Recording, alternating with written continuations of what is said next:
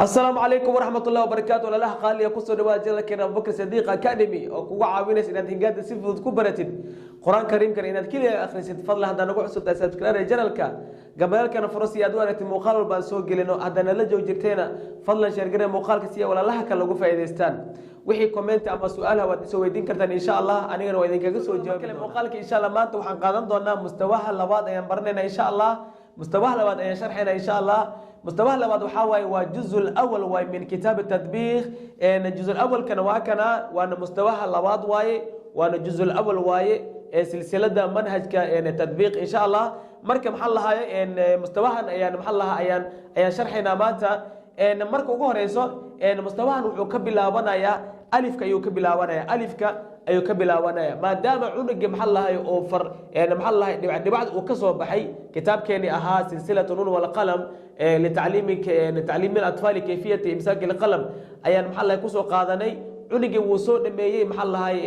بعد وعدي قال لك رسالة لو قبضة وصول برتي مركا وحصول جليا مستويه لبعض أيو صول جليا كتاب كان الجزء الأول أي لو بلاويا الجزء الأول كان مركب حكم بلاونا ألف كيو كبلا حروف الهجاء أيو كبلاونا مركب عنق وحو بلاويا أما وحال برايا حروف الهجاء كل يد أيال برايا حروف الهجاء مركب علماء يعني محلها يسكو خلاف سيهم قالوا حلين صدر واي قالوا حلين لواتري سجال قالوا حلين لا تزداد واي لكن أنا يعني محلها أما كمان هج أهان وحان قادني مال الدحاد أيان قادني مال الدحاد أيان قادني وحا واي يعني محل علماء حسكو waxay dhaheen 20 soddon way dhaheen qaar waxay dhaheen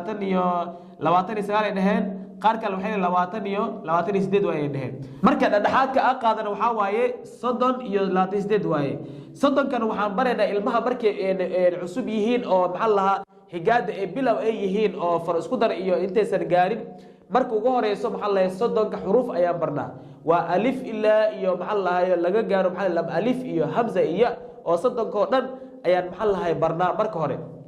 laakiin markii cunuga uu soo gaaro yani maxal laha xarakooyinka markuu soo gaaro markaas ayaan waxaan barnaa 28 ayaan barnaa hamzadana alifta korkeeda ayaan saarnaa lama aliftana waan ka saarnaa markaas waxa imaanaysa 28 ay imaanaysa marka 28 حركويك يا كبرنا مركي بلا أو يا عندك أو ألف كلا برينا لو أنا صدق أو نن أيان برينا مركا منهج كاس أيان محلا كقاضي إن شاء الله مركا أنا مركتاب كان مركا سلاس أيو قصعدا مركا ووريس مركا ألف كيا عندك لبريا ألف كاس أيا لبريا عندك كذب محلا أيو ألف كمركوسي في عن أفهمه وسيف عن أفهمه أو محلا وكلا كسايو إنه محلا إسكو حجي معهن إنه إسكو حجي معهن وإن محلا أيو إنه وكلا كلا يقان كاس إنه نو يهاي كاس إنه واو يهاي عنق وإنه كلا فهمايا إن محلا يصيروا كلام عنق وإنه خوري كرا كتاب كان مجلس محلا تطبيق يا الله تطبيق محاوية عنق وحي لبري أما أردك وحي لبري وإنه قراء وأقرياء منهج كان وحاوية عنق وإنه قراء وحول لبري وإنه أقرياء أقرين إيو قرال أيا لقرا وعنق إنه إسك أقري لا معهن وأنا أوجع محلها معلمين تبع محلها يوم لها قاركود أقريت أيا حوج لسارة يعني عنق وإنه وحقراء وحنا أقرياء كتاب كان أساس أيو كل سيء لواس يعني محل تير أيو كل يعني محل كتاب كانوا حكوتا جاي لوتير محاواي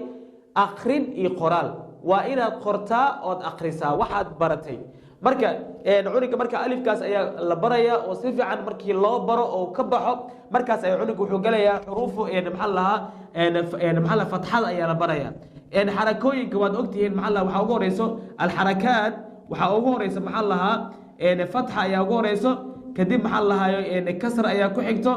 يعني كدب محل كحكتو يعني محلها الضم أي كحكتها مركا يعني عنق مركو ألف كسر بحه على طول waxaa loo bilaabayaa fatxada ayaa loo bilaabaya xuruuftii oo fatxa saaran ayaa la barayaa marka cunugana waa yar yahay 3 sano ayuu jiraa marka maskaxdiisana macluumaad badan iyo hadal badan waxba mu tarayo waxba ku fahmay wuxuu wax ku fahmaa oo kaliya in wax loo suureeyo oo maxaa loo sooday in loogu dhawaaqo wixii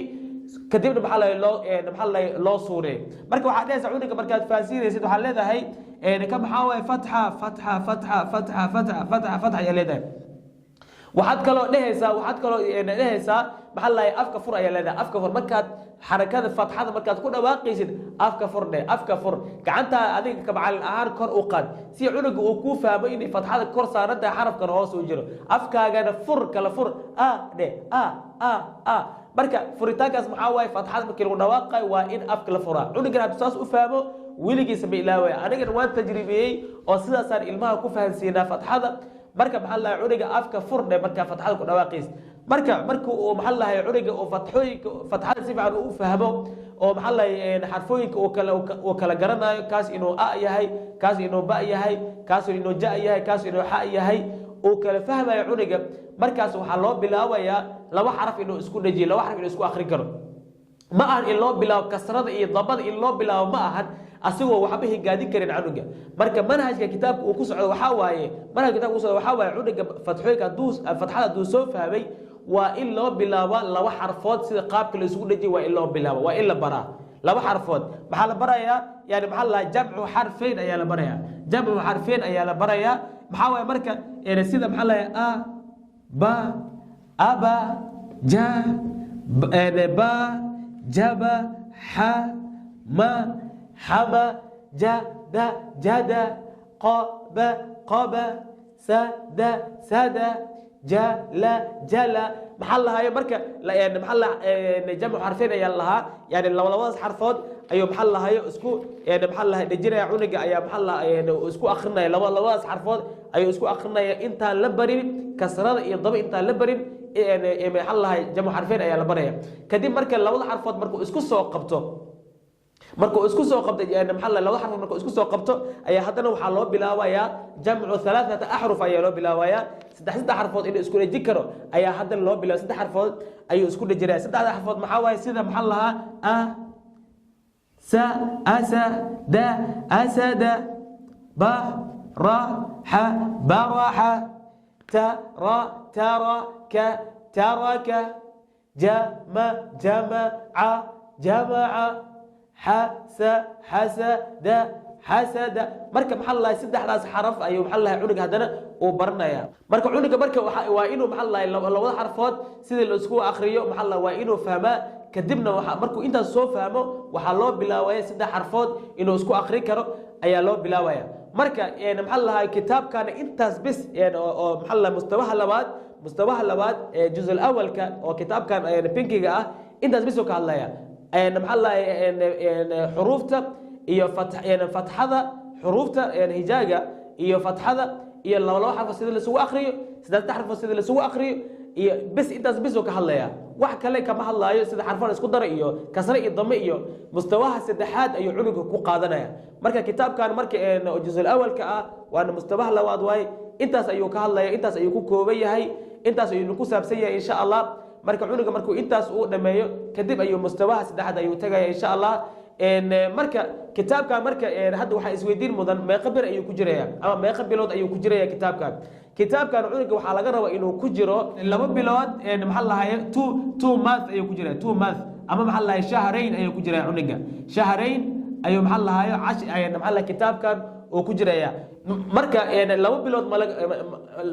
ma laga badi karaa ha waa laga badi karaa laakiin 2 bilood in laga yareeyo in maxaa la intaas oo dhan cunuga waa yar yahay saddex sano loo jira macluumaad badanna maxaa la hayo maskaxdiisa ma deeqdo marka tartiib in loo wado waaye labadaas bilood way ku filan tahay in laga hoos mariyo oo hal bil loogu dhameeyo maxaa la hayo aniga kulli maxaa la hayo way maxaa la waxaan u arkaa nooc min maxaa la hayo boosiin iyo ayaa illa boosiya canuga ayaan u arkaa laakiin 2 bilood way ku filan tahay marka labadaas bilood ma laga badin karaa mise ma laga badin karaa ha waa laga badin karaa ilaa waxa la geey karaa 3 bilood waa la geey karaa 3 maxaa la 3 month ama maxaa la 3 ashhur waa la geey karaa 3 bilood waa looga dhigi karaa kitaabkaani cunuga 2 bilood ama 3 bilood wuu ku dhameyn karaa cunuga inaan la orosiyo hadhoodan maxaa la wax fahmi waayo waa laga fiicaya maxaa u fiican tartiib maadaama uu 3 sano uu jiro tartiib ayaa loo siinaya 2 bilood ilaa 3 bilood kitaabka hadduu ku dhameeyo wax mushkilad ee malan insha Allah marka mustawahan intaan ayuu ku eg yahay insha Allah waxaan rajeynayaa inaad ka faa'iideysateen jazakumullahu khayr assalamu alaykum wa rahmatullahi wa barakatuh